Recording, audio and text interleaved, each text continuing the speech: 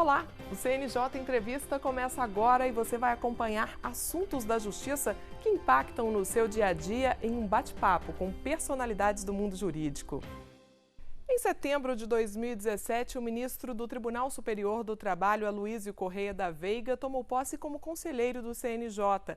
Ele preside a Comissão de Eficiência Operacional e Gestão de Pessoas. O trabalho termina agora, em 2019, quando se encerra um mandato de 2 anos. Mas ações importantes foram executadas durante o período. Entre os projetos que o conselheiro Aloísio Correia da Veiga esteve à frente em 2018, enquanto presidente da Comissão de Eficiência Operacional e Gestão de Pessoas, é possível citar a discussão ética sobre comportamento da magistratura e o acompanhamento do cumprimento da Resolução CNJ 240 de 2016, que dispõe sobre a Política Nacional de Gestão de Pessoas no âmbito do Poder Judiciário. O conselheiro também participou efetivamente da alteração de atos normativos do CNJ. Foi relator da mudança nas resoluções que tratam de concurso público para ingresso na magistratura, de afastamento do juiz para aperfeiçoamento profissional e de transferência de magistrados para órgãos jurisdicionais nos tribunais.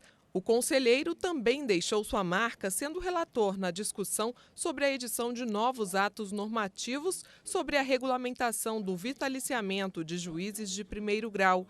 Entre os eventos promovidos pela comissão estão o Encontro Nacional de Gestão de Pessoas e a reunião preparatória para o encontro Os Juízes e as Mídias Sociais. A comissão permanente adota medidas tendentes à racionalização judicial, simplificação recursal, gestão adequada de custos operacionais, entre outras. O conselheiro bateu a meta de processos julgados. De 2017 a 2019, foram 1.225.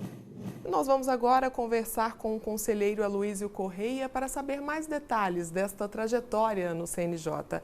Muito obrigada pela presença, conselheiro. Vamos começar falando sobre as metas. Como foi possível alcançar o resultado esperado com relação à quantidade de processos julgados no ano passado? O número de processos ele é muito relativo, né, na medida em que ele vem de uma distribuição. E essa distribuição nós recebemos e vamos dando aso, né, conta, para poder responder até a provocação e a nossa missão lá no Conselho Nacional de Justiça. É verdade, para que isso seja alcançado é necessário que haja um conjunto, e esse conjunto também ele vem do próprio gabinete, da colaboração, né, da chefe de gabinete, dos demais servidores lá, que realmente são fantásticos, né? Eu tive o privilégio de ter um grupo coeso e muito bom, né? Em uma das ações recentes, o senhor esteve à frente de um grupo de trabalho destinado a avaliar parâmetros para o uso adequado das redes sociais pelos magistrados. A qual conclusão se chegou? A questão é exatamente o seguinte: o uso das redes sociais e essa avalanche, não é, da multiplicidade de meios de comunicação nessas redes sociais tem provocado uma indagação muito grande de quais são os limites da atuação do magistrado nesse tipo de comportamento. Não é afastar o magistrado da utilização das redes sociais. Determinados países da Europa, por exemplo, já não admitem que ele participe das redes sociais.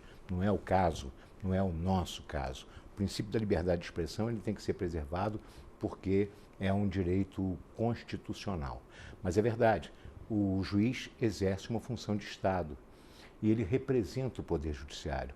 É preciso que a sociedade creia no Poder Judiciário para poder depositar naturalmente as suas aspirações e as suas reivindicações, para que possa ser julgado com imparcialidade. Então é necessário que o juiz demonstre essa imparcialidade do Poder Judiciário, não é? Essa credibilidade da sociedade no Poder Judiciário. E muitas vezes o uso das redes sociais, não é, tem que haver uma reserva, não é? Porque o juiz, ele quando ingressa na magistratura, ele firma um compromisso, ele faz um voto, não é, de manter uma vida pública e uma vida privada reservada. E essa provocação, ela advém de uma multiplicidade, uma multiplicação de processos individuais em que se discute normalmente a participação do juiz nesses episódios, e era preciso estabelecer pelo menos um manual de conduta, né, de como ele deveria se comportar, alertando até para as armadilhas das redes sociais, servindo de alerta para que ele possa dar seguimento. Foi criado um manual após o debate? Primeiro nós fizemos um seminário, aliás foram 2 seminários, né, em que nós trouxemos as escolas nacionais de magistratura, a Infam e a ENAMAT.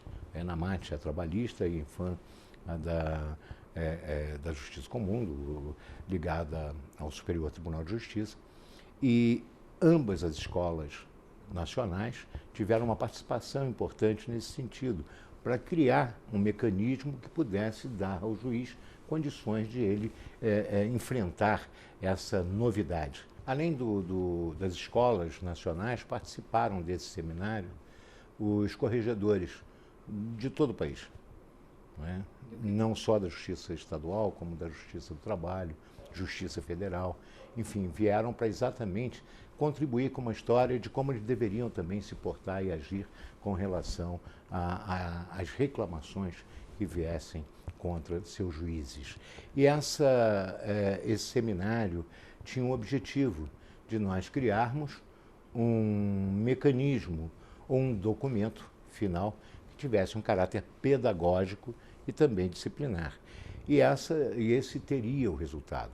Daí, desses seminários, criou-se um grupo de trabalho. E esse grupo de trabalho foi que nós nos orientamos, eu coordenei esse grupo de trabalho, para que nós pudéssemos trazer esse documento final.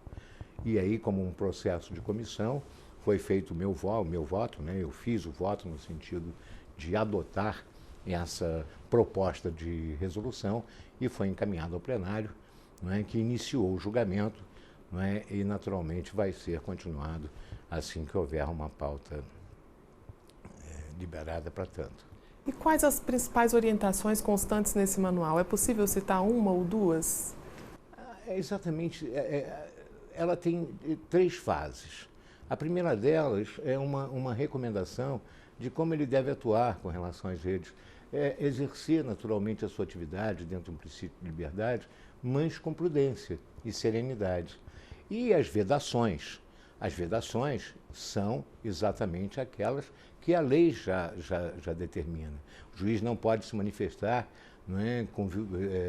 com vinculação político-partidária, não pode criticar a decisão dos seus colegas, salvo na academia, ou seja, no magistério, em obra didática. Essa é a exceção. Então, a norma legal já existe, como a Lei Orgânica da Magistratura Nacional. Era mostrar que essas regras legais se aplicam também no caso das redes sociais. A questão de regulamentar com relação à participação com pseudônimo ou não, isso é uma questão da própria autonomia do juiz, Agora é preciso saber o seguinte: mesmo atuando com pseudônimo, essas regras legais eles se aplicam, porque são juízes, não perdem a condição de juiz. Conselheira, a conversa está ótima, mas nós vamos a um breve intervalo.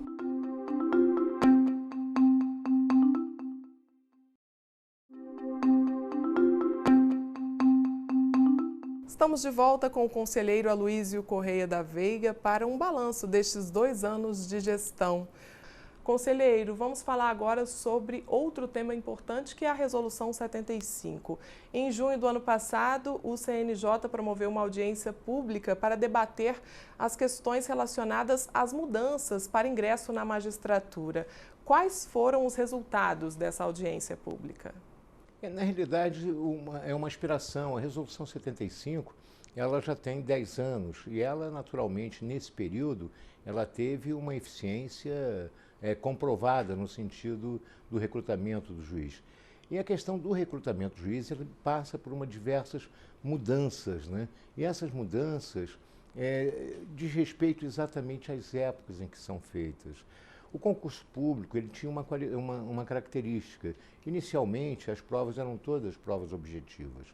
em que se iria averiguar exatamente o conteúdo, a capacidade do juiz para poder, do candidato à magistratura, né, para poder se manifestar. Né? E agora o número de candidatos foi aumentando de uma maneira tão absurda, né? Houve concursos com 15, 20 mil candidatos ao ingresso na magistratura, que essas provas objetivas não tinham mais condição de ser corrigidas individualmente pela banca, não é? Porque levavam uma quantidade de tempo que não tinha condição de ser resolvida. Então houve essa mudança no sentido de criar uma prova primeiro em que pudesse averiguar naturalmente o conhecimento do magistrado, mas uma prova que era de múltipla escolha, né? E essa prova de múltipla escolha, ela tem uma característica, ela tem uma, embora haja uma seleção, mas ela tem uma apreciação muito mais mnemônica, né? De exercício de memória.